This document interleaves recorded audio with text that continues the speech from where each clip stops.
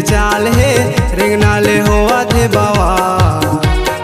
गोरी गोरी गाल है हिरनी जैसे चाल है रिंगनाले होवा थे बाबा।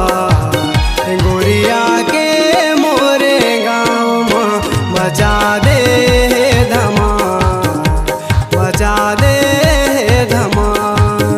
गोरिया के मोरे गाँव में बचा दे धमा, बचा दे धमा।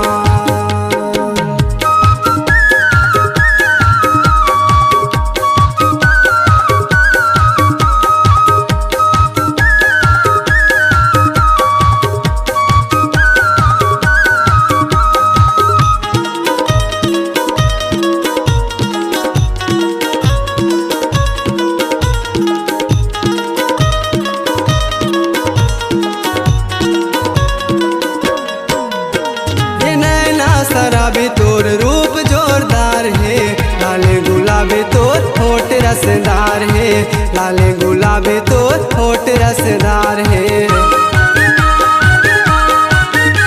ओ लैला शराबी तोर रूप जोरदार है, लाले गुलाबी तोर होठ रसदार है, लाले गुलाबी तोर होठ रसदार है। खुला खुला बाल है सबके बुरा हाल है, रिंगना है गोरी के कमाल।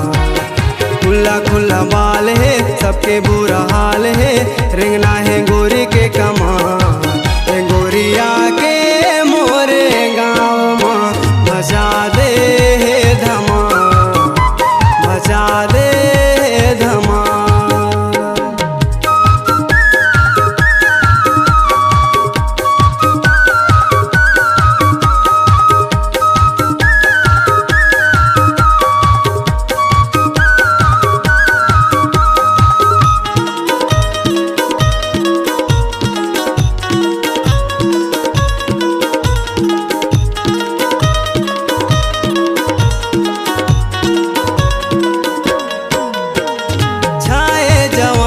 के तोला बड़ गुमान है, सगा बरोबर 4 दिन के मेहमान है, सगा बरोबर 4 दिन के मेहमान है। वो छाए जवानी के तोला बड़ गुमान है, सगा बरोबर 4 दिन के मेहमान है, सगा बरोबर 4 दिन के मेहमान है। उम्र 16 साल है, का गजब के माल है, तोर पाछू होवा थे कंगाल। उम्र 16 साल है, का गजब के माल है, तोर पाछू होवा थे कंगाल। गोरिया के मोरे गाँव में बचा दे धमा, बचा दे धमा।